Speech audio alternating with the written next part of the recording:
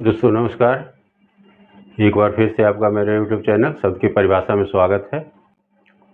और उसी संदर्भ में आज चलते हुए एक नया शब्द हम लोग देखते हैं आज, जो काफ़ी इफ़ेक्टिव है, काफ़ी प्रभावशाली वर्ड है आज। और हम लोग काफ़ी कोशिश हमारी रहती है कि कितनी सरलता के साथ इसको बताया जाए ताकि एक साधारण से साधारण आदमी को भी समझ में आ जाए, जो इलिटरेट पर्सन है उसको भी समझ में आ जाए कि आखिर वर्ड्स कहता क्या है और इसको कैसे प्रभावित कर रहा है लोग, और किस तरह से हम प्रभावित हो रहे हैं इससे। क्योंकि वर्ड्स हमेशा वो सारा कुछ क्लियर करता है जो इसको कहना है और जिसके लिए लिखा गया है। तो आज हम लोग देखते हैं एक वर्ड है। आज से हम लोग कुछ पहले चलते हैं, आज एट प्रेजेंट नहीं देखते हैं, हम लोग आज़ादी के पहले की बात करते हैं। वहाँ से हम लोग शुरू करते हैं कि गवर्नमेंट शब्द बना कैसे और ये क्या करना है इसको, और ये क्या अभी कर रहा है, इस सारे पर हम चर्चा करेंगे। तो गवर्नमेंट शब्द जो था पहले के समय के, अभी हम चले जाएं हमारे जब देश आज़ाद नहीं हुआ था उसके पहले हम चले जाएं तो उस वक्त एक वर्ड होता था हम लोग के पास जिसको बोलते थे साहूकार, जो हर एक गांव हर एक कस्बे में एक होता था साहूकार के रूप में। तो साहूकार, और फिर बाद में इसको इंग्लिश में मनी लेंडर लिखा गया। तो मनी लेंडर लिखा गया, इसको बाद में जब लोगों को समझ में आया, या इंग्लिश जिसने बनाया अंग्रेज जब आए यहाँ पे, तो उनको जो समझ में आया उसके अकॉर्डिंग इसका शब्द का इस निर्माण किया गया मनी लेंडर का। तो साहूकार जो शब्द लिखा हुआ था उसको गौर से आप देखेंगे तो उसके शब्द में ही सारा कुछ उसका लिखा हुआ है कि उसका क्या कार्य था और क्या वो करता था हम लोग के साथ। क्योंकि हर एक गांव कस्बे में आप देखेंगे एक ही साहूकार होता था, और वो करता क्या था, वो बहुत बड़ा आदमी होता था, काफ़ी पैसा वाला होता था, और एक तरह से शासक के रूप में वहाँ पे वो रहता था, जो हर कोई पे हुक्म चलाता था, और काफ़ी रईसी से राजा रजवाड़ा की तरह वो रहता था, वहाँ का राजा एक तरह से था वो। तो ये साहूकार था। तो साहूकार जो शब्द बना था उसमें गौर से देखेंगे तो लिखा हुआ था ये साहूकार, यानी कि कहता था कि जो सहायता के आड़ में हुकूमत और कारोबार करे। क्लियर हो रहा है? सहायता के आड़ में हुकूमत और कारोबार करने वाला साहूकार के रूप में था वहाँ पे। शब्द क्लियर हो गया? साहूकार सहायता के आड़ में ये हुकूमत और कारोबार करता था। वहाँ के लोगों पे, वहाँ के जो रहने वाले बासिंदे थे उनके ऊपर ये सहायता के रूप में कुछ पैसे देकर और उधार के रूप में उसको एक पैसा देता था और जिस पे ब्याज लेता था, और वो दे के और उस पर हुकूमत भी करता था और इसका कारोबार भी चल रहा था उधार लेन देन का, जिसको इंग्लिश में हम लोग को मनी लेंडर लिखा गया कि मनी लेंडर जो साहूकार था उस वक्त का, उसको जब अंग्रेज यहाँ आए तो उसको इंग्लिश में बनाया कि मनी लेंडर। यानी कि इसमें लिखा हुआ है, 3 शब्द डाला गया, MONYLENDER, यानी कि मनी ये कब देता था। मनी लेंडर का मतलब क्या, मनी कब देता था ये, जब मनी के एवज में हम लैंड सरेंडर करते थे इसको। क्लियर हो रहा है? मनी के एवज में जब लैंड सरेंडर किया जाता था तो वो उसके एवज में आपको ब्याज पे पैसा देता था। अब पहले के लोगों के पास कुछ था नहीं, तो ज़मीन ही एक था जो उसका था अपना, जो उसको सरेंडर कर देते थे और उसको लेके वो ब्याज पे फिर पैसा देता था, जो बाद में बढ़ते बढ़ते बढ़ते इतनी हो जाती थी कि उसका ज़मीन घर सारा नीलाम हो जाता था। क्योंकि इनको काम क्या रहता था कि इस तरह से मतलब जिसको दिया जाए उसको इस तरह से मतलब मोल्ड किया जाए, इस तरह से उसको परेशान किया जाए ताकि उसको आगे समझने का फुर्सत नहीं रहे। तो यहाँ पे जो मनी लेंडर थे, साहूकार थे, इनको बाद में एक रिफाइंड नेम करके दिया गया। बाद में आप देखे होंगे उस वक़्त का, अभी आप जाइएगा जब आज़ादी के पहले, तो जहाँ साहूकार बोला गया था उनको सरकार बोला जाता था। जो लोग जाते थे तो साहूकार तो बोलते नहीं थे, वो सरकार बोलते थे कि आप ही माई बाप हैं, आप ही जो हैं सो हैं, आप ही कर्मदाता हैं, अन्नदाता, आप जो हैं सो हैं, तो उनको सरकार बोला गया।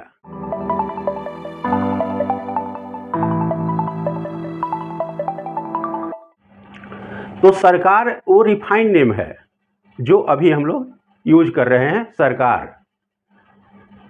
तो सरकार जो आया तो सरकार भी उसी तरह का हुकूमत हम पे करना चाहा। जब हमारे जो थी थे, जो हमारे फ्रीडम फाइटर्स लोग, स्वतंत्रता सेनानी थे, जिन्होंने अपनी जानें गंवाई जी इसको समझने में और एथी करने में कि ताकि हमारे देश के जनता को कम से कम तकलीफ हो और ज़्यादा से ज़्यादा आज़ादी के साथ रह पाए, इसके लिए पता नहीं कितने लोगों ने अपनी जान गंवाई और इस सरकार का निर्माण किया गया। सरकार शब्द को रखा गया कि सरकार, और इंग्लिश में इसको गवर्नमेंट बनाया गया, लिखा गया कि गवर्नमेंट। तो गवर्नमेंट का मतलब क्या था कि एक तरह से हम लोग इसको देखेंगे तो इसमें दो शब्द है, गवर्नमेंट यानी कि गवर्नेंस का एम्प्लॉयमेंट। गवर्नेंस का एम्प्लॉयमेंट कौन कर रहा है? ये जनता करती है। हमारे यहाँ अभी भी लोक प्रशासन है, लोकतंत्र है, लेकिन आप देखेंगे कि सरकारी गाड़ियों पे जो पुलिस की गाड़ियाँ हैं उस पर अभी भी प्रशासन ही लिखा गया है, यानी कि अभी भी प्रजा ही माना जाता है। हम लोग को प्रजा के ऊपर शासन करने के वाले को प्रशासन कहा जाता है। तो ये गवर्नमेंट जो था, गवर्नेंस के रूप में हम इनको एम्प्लॉयमेंट किए थे। हम इनका एम्प्लॉयमेंट जो किए थे वो गवर्नेंस के रूप में, एक दाई के रूप में, एक केयर टेकर के रूप में, एक आया के रूप में, जो हमारा देखभाल करे। हर राज्यों में एक राज्य बनाया गया, जो मुख्यमंत्री के रूप में जो भी करे वो लोग थे। तो एक गवर्नेंस के रूप में इनका एम्प्लॉयमेंट किए और ये कौन करे? हम लोग जनता किए। तो इनका जो स्थिति था एक गवर्नेंस का था। लेकिन अब क्या हुआ कि जैसे ईस्ट इंडिया कंपनी हमारे देश में की, वही कंडीशन अभी ये लोग कर रहे हैं। ईस्ट इंडिया कंपनी ने क्या किया कि पहले एक व्यापार के रूप में यहाँ आए थे कि आप व्यापार करेंगे, हम ऐसे करेंगे। जब व्यापार से देखा कि बहुत बढ़िया लोग चल रहा है, अच्छा खासा है, तो उसके बाद शासन करना शुरू कर दिया। अब व्यापारियों को के ऊपर शासन करना शुरू कर दिया। आज जब देखा कि अब ये लोग भी हाथ में आ गए, तब फिर शोषण करना शुरू किया। ये तीन प्रक्रिया से गुजरे थे सब। तो हमारे गवर्नमेंट में और साहूकार में एक चीज़ है जो कॉमन चीज़ ले आया है। अभी भी हमारे यहाँ जब साहूकार थे तो उनके यहाँ एक मुनीम रहता था। एक मुनीम का नियुक्ति होता था वहाँ पे, जो आपके मुश्किल समय में आपके पैसे के एवज में आप जो समस्या लेके गए उसको सुधार करने के लिए, उसके एवज में आपसे लैंड वो सरेंडर करवाता था। वो ठीका वगैरह लगवा लेता था, चूँकि पहले के लोग पढ़े लिखे थे नहीं, तो वो ठीका वगैरह लगवा लेते थे और उसके अकॉर्डिंग वो पैसा देता था और लैंड सरेंडर कर लेता था कि अगर इतने दिन में ब्याज आप नहीं दे पाए तो आपका ज़मीन हम कब्जा कर लेंगे। ठीक है। तो वो मुनीम था। उस वक्त जब आज़ादी के पहले साहूकार के पास मुनीम रहता था। अभी क्या है कि हमारे सरकार के पास तो अभी यही दिमाग अभी वो भी लगा रहा है, जो पहले के साहूकार दिमाग लगाते थे वही दिमाग हमारा गवर्नमेंट भी लगा रहा है। ऐसे एज ए गवर्नेंस इसको एम्प्लॉयमेंट मिला था कि आप दाई के तरह हैं, मतलब हमारे सेवा के लिए हैं, आप सेवक के रूप में हैं, गवर्नेंस है आप। तो इसका भी एम्प्लॉयमेंट हम लोग किए थे। इसलिए जनता के वोट के द्वारा इनको चुना जाता है। और वोट का मतलब जो होता है, एक चीज़ देखिएगा, VOTE लिखा हुआ है इसमें, यानी कि verify on talented executive. Vote का मतलब वेरीफाई ऑन टैलेंटेड एग्जीक्यूटिव। हमने टैलेंटेड एग्जीक्यूटिव के रूप में इनका वेरीफाई किया था। अभी क्या है कि उस वक्त मुनीम जो थे, अभी क्या है, बैंक हो गया। अब उस वक्त का साहूकार के पास मुनीम था, अभी के सरकार के पास बैंक हो गया। ये बैंक उसी मुनीम के तर्ज पे हमसे काम करवा रहा है।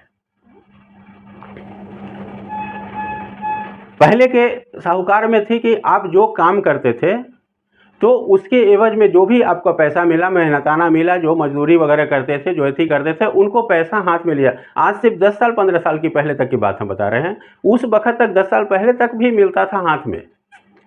हर ऑफिस में, हर स्कूल में, हर कार्यालय में एक देखते होंगे कि एक कैशियर होता था जो बैंक से पैसा ले आके और बांटता था हर कर्मचारी को, उसका सैलरी हाथ में मिलता था। अब ये गवर्नमेंट इतनी तेज हो गई कि अब क्या की कि बैंक का नियुक्ति किया और हमारा जो पैसा है वेतन का वो उस बैंक में दिया जा रहा है। और बैंक में देने से एक फ़ायदा हो गया कि अगर आप बैंक में पैसा अपना छोड़ते जा रहे हैं, हर एक मंथ का सैलरी, अगर मान लिया आपका वेतन 1 लाख रहे, उसमें से 20,000 आप यूज कर रहे हैं, 80,000 उसके पास छोड़ रहे हैं, तो 80,000 के अनुसार से आप सोच सकते हैं कि 12 महीने में आप 12 8 96 करीब करीब 10 लाख रुपये आपका उसके पास रह गया। अब उस 10 लाख को बैंक क्या करती है कि दूसरे को कर्ज देती है, दूसरे को लोन दे रही है। आप ही का पैसा है, पैसा ये जनता की है, लेकिन इसी को उधार दे रही है बैंक को, और बैंक क्या कर रहा है, वो उधार दूसरे से देके उसका बेनिफिट अपने पास रख रहा है।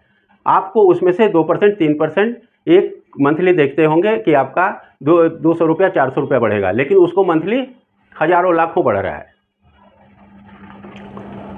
तो अभी क्या हुआ कि इस तरह का हो गया एक गिफ्ट, जैसे कभी आप सुने होंगे, बचपन वगैरह में सुनते होंगे कि एक राजा था जो गिफ्ट दिया था एक यति को हाथ में, कहा कि लीजिए ये आपका गिफ्ट है। गिफ्ट के रूप में तोता को दिया था, तोता दिया था, तो तोता एक्चुअली गिफ्ट में मिला उसको हाथ में, और फिर तोता उड़ गया।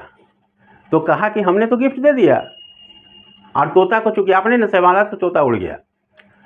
अब ये मुनीम जो बैठा हुआ है, ये बैंकर्स जो बैठा हुआ है, ये करता क्या है, ये अब आपको रोज आपको बुलाएगा बैंक में, रोज आपको कहेगा कि आइए थोड़ा सा बैंक में बैठिए, बातचीत कीजिए, और फिर आपके पैसे को ये यूज करने के लिए कहेगा कि आप ऐसे कर लीजिए, यहाँ लगा दीजिए तो 10 साल के बाद ये मिलेगा, तो यहाँ पैसा यूज कर लीजिए 10 साल के बाद ये मिलेगा।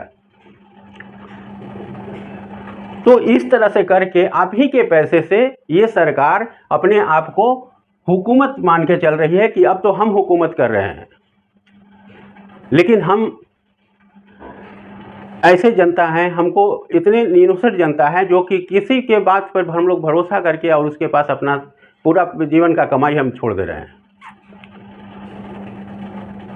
एक बार आप सिर्फ इमेजिन करके देखिए कि अगर ये पूरे जितने भी गवर्नमेंट एम्प्लॉय हैं और प्राइवेट सेक्टर के एम्प्लॉय हैं, जिनकी सारी पैसे जो वेतन का है वो जाता है बैंक में, एक दिन वेतन सिर्फ निकाल ले, 1 महीने का वेतन निकाल के दिखा दे, सरकार घुटनों के बल आ जाएगी।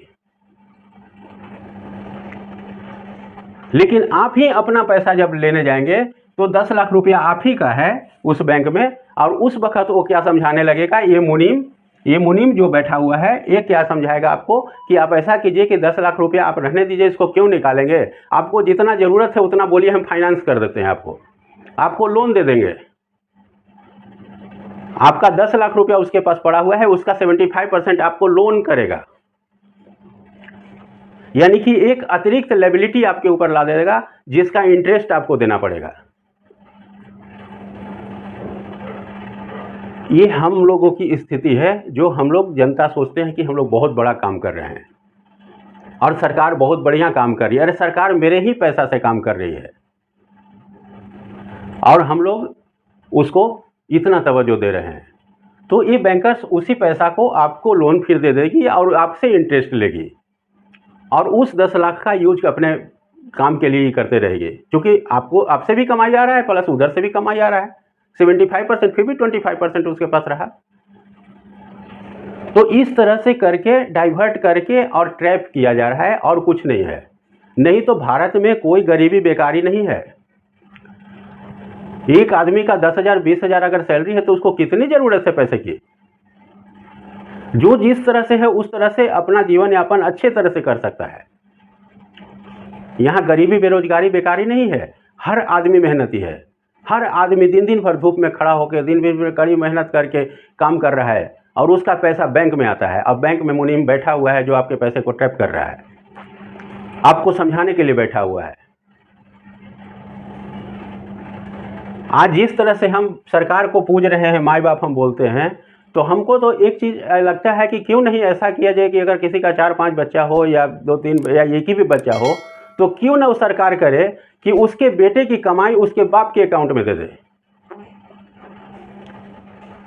अगर ये नियम बना दे कि जितना भी बच्चा है वो कमाएगा अपने, लेकिन जाएगा उसके बाप के अकाउंट में, एक भी बाप यहाँ पे बेदर्दी से मारा नहीं जाएगा, एक भी बाप कभी भी वृद्धाश्रम नहीं छोड़ा जाएगा। तो हम जिस कार्य के लिए इस इंसान को नियुक्त किए थे, ये गवर्नमेंट जो है गवर्नेंस के रूप में हम इसको एम्प्लॉयमेंट दिए थे, लेकिन ये आज साहूकार के रूप में आ गया है, मनी लेंडर बन के रह गया है। हमारे ही पैसा हम ही को देने के लिए लैंड सरेंडर करवाता है कि आपको लैंड रखना पड़ेगा, और भिन्न भिन्न खातों में अलग अलग तरीके से ट्रैप करके पैसा रखेगा। ये पैसा आपको SBI लाइफ में जा रहा है, ये पैसा आपको एथी में जा रहा है। इमरजेंसी आपको पड़ जाए, आप SBI लाइफ में पैसा जमा कीजिए, आपका पैसा 5 साल के लिए है। आपको इमरजेंसी आ जाए, कुछ ऐसी घटना हो जाए, कुछ ऐसा बात हो जाए जिसके लिए आपको पैसे की ज़रूरत पड़ जाए, आप उसको निकालने जाइए, किसी भी कीमत पर आपको पैसा नहीं देगा। आपको 10 तरह से कहेगा कि लोन ले लीजिए, ऐसे कर लीजिए, लेकिन वो पैसा नहीं देगा, क्योंकि वो पैसा आप 5 साल के लिए कह के रखे थे। तो क्यों ना हम अपने पास उस पैसे को रखें, हम अपने सैलरी को क्यों ना अपने पास रखें। आप उस पैसे को लेके कहीं इन्वेस्ट कर दीजिए, कहीं आप ज़मीन ले लीजिए, कहीं आप कुछ ले लीजिए, कहीं घर लीजिए, कहीं द्वार, कहीं बंगला, जो लेना है ले लीजिए, लेकिन उस पैसे को इन्वेस्ट बाहर करिए। कभी गवर्नमेंट के एम्प्लॉय, कभी भी कोई भी गवर्नमेंट के यहाँ थे, आप उसको इन्वेस्ट नहीं कीजिए। आप जब चाहेंगे घर को बेच दे सकते हैं, जब चाहेंगे ज़मीन को बेच सकते हैं, 1-2 महीने के अंदर बिक जाएगा आपको, लेकिन ये पैसा नहीं देगा। गवर्नमेंट मेरे अच्छे के लिए नहीं बैठा हुआ है, गवर्नमेंट हमको सिर्फ ट्रैप करने के लिए बैठा हुआ है और हम पे शासन करने के लिए बैठा हुआ है। यहाँ गरीब भूखे मर रहा है, यहाँ करोड़ों रुपया एक एक दिन एक लीडर्स के ऊपर खर्च हो रहा है, एक गवर्नमेंट एम्प्लॉय के ऊपर खर्चा हो रहा है, जो गवर्नमेंट के यहाँ पे जो गवर्नेंस के रूप में है। एक मंत्री के यहाँ देखिए कितना सारा सिक्योरिटी पड़ा हुआ है, कितना पैसा है। उस पैसे से गरीब की गरीबी नहीं दूर हो जाती। हमको क्यों ज़रूरत पड़ गया सिक्योरिटी का? क्या ऐसा हम काम कर रहे हैं जिससे हमको सिक्योरिटी की ज़रूरत पड़ गई? हम जनता के सेवक बन के आए हैं कि जनता का सेवा करने, तो फिर हमको ज़रूरत कहाँ पड़ गई इस तरह से? तो यहाँ पे गवर्नमेंट का अच्छी तरह से समझ लीजिएगा कि पहले का ही साहूकार वापस आ गया है। पहले कुछ दिनों तक ये नहीं हुआ, गवर्नमेंट जब तक गांधी जी वगैरह थे, वो सब जो राजेंद्र प्रसाद वगैरह थे, चूँकि उस मुहिम से जुड़े हुए थे और वो जानते थे कि हम क्यों बैठे हैं यहाँ पे। हम जनता को गुलामी से आज़ादी दिलाए, लेकिन फिर वापस इसको गुलाम बनाया जा रहा है। तो इस गुलामी से बचने का बस एक ही तरीका मेरे पास है कि आप हर मंथ का अपना पैसा गवर्नमेंट के खाते से निकाल लीजिए, आप बैंक से टोटल पैसा निकाल लीजिए। ये जो बैंक जो बना हुआ रहता है, मालिक बन के बैठा हुआ है बड़ी बड़ी बिल्डिंगों में, और पूरे AC कंपार्टमेंट बना के बैठा हुआ है, एक एक आदमी फुल AC में दिन भर रहता है ना, उसको गरीब के मेहनत का पैसा रखने के लिए ये सब दिया जा रहा है कि ताकि आप गरीब को ट्रैप करके रखो। एक बार, सिर्फ एक बार कमिटमेंट करिए और पूरी जनता एक बार, जो गवर्नमेंट एम्प्लॉय है या प्राइवेट एम्प्लॉय जो भी है, वो एक बार सिर्फ गवर्नमेंट से अपना सारा पैसा निकाल ले। 1 महीने का वेतन आप निकाल के देखिए,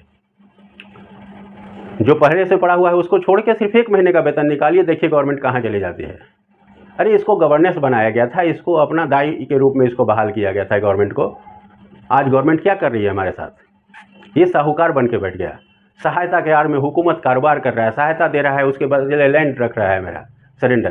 तो आपको छोड़ कहाँ रहा है? जो 50-60-70 साल पहले, जो आज़ादी के पहले हमारी स्थिति थी, वही आज़ादी के बाद भी स्थिति है। अभी भी गरीब रोड पे मर रहे हैं, भूखे मर रहे हैं। किसान बेचारा दिन भर ऐसी कर रहा है, किसान फांसी लगा रहा है। क्यों लगा रहा है? इसके वजह से, क्योंकि पैसा उसको हाथ में दिया ही नहीं जा रहा है, तोता के रूप में दिया जा रहा है कि पैसा आपको तो मिला, हमने गिफ्ट दिया कि आपने मेहनत किया, गिफ्ट दिया और फिर उड़ गया। अब उसको पकड़िए, फिर पकड़ते चलिए, बैंक में जाइए। तो आज ये नहीं है, तो आज वो नहीं है, तो आपका सिग्नेचर नहीं मिल रहा है, आपका ऐसी नहीं मिल रहा है, ये नहीं हो रहा है, वो नहीं हो रहा है, 75 को लफड़ा हो गया। ऊपर से आएगा कि नहीं आज किसी का ऐसी नहीं मिलना चाहिए, आज पैसा किसी को नहीं देना है। अब सारे का सिग्नेचर ऐसी कर दीजिए, डिफ़ॉल्ट करा दीजिए कि आपका सिग्नेचर ही नहीं मिल रहा है। एक दिन पैसा रह गया, कल आइएगा देखेंगे आपका सिग्नेचर दिख ही नहीं रहा है। कितना सारा बहाना है। तो इस चीज़ से आप अवगत हो जाइए। इसी मेरा यही एक मकसद है कि आप वास्तविकता को समझिए। शब्द और समय कभी भी आपके खिलाफ नहीं है, शब्द और समय आपको सीख देने के लिए आ रहा है। कोई भी शब्द और समय आपको कभी भी गलत दिखाने के लिए नहीं आता है, आपको गिराने के लिए नहीं आता है। इस ब्रह्मांड में कोई भी ऐसी शक्ति नहीं है जो आपको गलत करे, आपके साथ अच्छा करने के लिए वो आता है, आपको सीख देने के लिए आता है। आप सीखिए। आप 2 साल 4 साल में ही आप अपॉइंट बन जाएंगे, ज़्यादा दूर नहीं है। 2 लाख 3-3 लाख रुपया लोग का वेतन है। और वेतन हम बैंक को छोड़े रहते हैं। क्यों छोड़े रहते हैं? इससे अच्छा कि हम खुद निकाल लें ना उसको। जिसकी 1.5 लाख भी वेतन है, अगर 25,000 50,000 खर्च भी उसका मंथ का है तो पर भी 1 लाख बचता है, महीने का 12 लाख, 4 साल में 12-25 60, 4-5 साल में 60 लाख 70 लाख रुपया हो गया। आप इन्वेस्ट कर दीजिए, जब तक आप रिटायर होंगे आप कहाँ से कहाँ पहुँच जाएंगे, आप भी पैसे वाले कहलाएंगे। जो कहता है ना कि फाइनेंशियल फ्रीडम, वो हो जाएंगे आप। हमने काम किया, हम अपना पैसा लेंगे, हम आपके पास नहीं रखेंगे। क्यों रखेंगे हम आपके पास? जब मुझे ज़रूरत पड़ेगी हम उस वक्त निकाल नहीं सकते उस वक्त। और बैंक में 1000 तरह का ऐसी फैसिलिटी, और कहा के क्या दिया जा रहा है कि भाई आपको सुविधा दे रहे हैं, जिससे आपके घर में लूट नहीं हो, खसोट नहीं। अरे लूट खसोट तो उस वक्त कम होती थी, जो अब ज़्यादा हो रही है। अब तो हम देख भी नहीं रहे हैं कि कौन लूट रहा है। पहले तो था कि कम से कम डर से घर में भी अगर कहीं चोर या गोंडा बदमाश जो भी जाता था तो उसको भी डर रहता था कि अगर पब्लिक पकड़ लेगी तो मार देगी। अब तो वो भी डर नहीं है। अब क्या समझते हैं कि साइंस अब हमारे फेवर में आ रहा है? नहीं, साइंस हमको सिर्फ ट्रैप कर रहा है, सिर्फ मजबूर कर रहा है कि ताकि आप गरीबी और बेकारी में जिए और अपना पूरी लाइफ जी के इसी तरह से कीड़े मकोड़े की तरह रेंगते हुए आप अपनी लाइफ ख़त्म करें। अभी भी कोई दिक्कत नहीं है, कोई भी देर नहीं हुआ है। अभी तो 79-80 साल ही हो रहा है अभी आपके अथी का। अभी और धीरे धीरे देखिए क्या स्थिति में आते हैं। कुछ दिन में आपको पैसा, 1 पैसा हाथ में नहीं मिलेगा। तो इस चीज़ को ध्यान रखिए कि आप आराम से इसमें कर सकते हैं। हम एक एक चीज़ को अगर ध्यान से देख के चले तो शायद हमको कभी ठोकर नहीं लगे। लेकिन हम क्या है कि अंधे हो जाते हैं। हमको लगता है कि बहुत बढ़िया फ़ायदा दिखा रहा है, फ़ायदा नहीं हो रहा है, अरे वो नुकसान हो रहा है हमारा। तो अभी के गवर्नमेंट भी वही पहले का साहूकार ही हो गया है और बैंक हो गया है जो मुनीम, और इतने मुनीम हैं कि आपका एक एक पैसा का हिसाब रख रहा है, क्योंकि पैसा तो बैंक में ही आ रहा है, मुनीम के हाथ में ही मिल रहा है। मुनीम कितना देगा आपको वो उसके ऊपर डिपेंड करता है, तय कर देगा कि नहीं आपके वेतन का 25% ही आपको मिलेगा इस महीने में। ऊपर से ऑर्डर है, आप क्या करिएगा? आपके पास कोई उपाय नहीं है। तो इस चीज़ को हमेशा ध्यान रखिएगा। ये बहुत खूबसूरत चीज़ है, हमारी लाइफ बहुत खूबसूरत चीज़ है, और हम बार बार इस चीज़ को कहते हैं कि मेरा समय और मेरा शरीर, इसके मालिक हम हैं। लेकिन बदकिस्मती कि हम इसके मालिक दूसरे को बना के बैठे हुए हैं और कहते हैं कि मेरे हाथ में नहीं है। आपके हाथ में सब कुछ है। आप इसको कोशिश करके देखिए, आपका जीवन इतना खूबसूरत और इतना सुसज्जित रहेगा कि आप विश्वास नहीं करेंगे। आप मेरी बात को एक बार मान के चलिए कि आपका अगर 1.5 लाख भी वेतन है तो उसमें से मुश्किल से 25-30 हज़ार आपका खर्च होगा। बाकी का 1 लाख रुपये आप निकाल के रख लीजिए। 5 साल में आपका कहीं ना कहीं कुछ बहुत बड़ा प्रॉपर्टी आप खरीद सकते हैं। 60-70 लाख में जो भी हो, 1 कट्ठा ज़मीन होगा, वो कल होके आपको 1 करोड़ का हो जाएगा। वहाँ इन्वेस्ट कीजिए। बैंक में छोड़ने से भी आपका 60 लाख कुछ फर्क नहीं पड़ता है। 6,000 रुपया आपको महीना पकड़ा देगा, कहेगा कि आपका 60 लाख का 6,000 रुपया, और उस 60 लाख का वो 60 करोड़ रुपया बना के बैठा रहेगा। आप एम्प्लॉय हैं तो आप ही के एम्प्लॉयमेंट से पैसा काटा जा रहा है। अरे आपको मिल रहा है, मान लिया रिटायरमेंट के बाद 80 लाख या 90 लाख रुपया मिल रहा है, तो पैसा है किसका? हमारी वेतन का 25%, 50%, 30% जो भी है काट के, चूँकि एक रेट हमको पता नहीं है, चूँकि हम मैनेज जी कोई पढ़ते नहीं हैं, लेकिन हमको ये चीज़ समझ में आता है कि उसी में से पैसा काट के PF TF आपको नाम पे काट के और रखा रहता है, और पूरे जीवन आप सर्विस करने के बाद वो लास्ट में आपको दे देता है। जब 60-70 वर्ष, उस वक्त हम पैसा का करेंगे कभी? अगर लेके भी तो उसका यूज भी नहीं है हमारे पास, आप क्या करिएगा? तो फिर या तो आपके बच्चे यूज करेंगे या फिर वो ऐसे ही पड़ा रहेगा बैंक में। कोई नहीं है तो बैंक में ही पड़ा रहेगा, और कोई कारण हो जाए किसी वजह से तो भाई आपका नॉमिनी नहीं है, तो आपका ही नहीं है, तो वो बना के लाइए, वो बना के लाइए, सब पैसा मेरे मुनीम अपने पास ही रखे रह जाएगा, देगा भी नहीं। तो इसको थोड़ा सा समझिएगा। हम कोशिश करते हैं अगर आपको सारे शब्द से अनुभव करा दे, अवगत करा दे, सारे शब्द की वास्तविकता आप समझ लें, और उन शब्दों को समझने के बाद आप शायद अच्छे तरीके से अपने जीवन को जी सकते हैं। ये मेरा वादा है। धन्यवाद।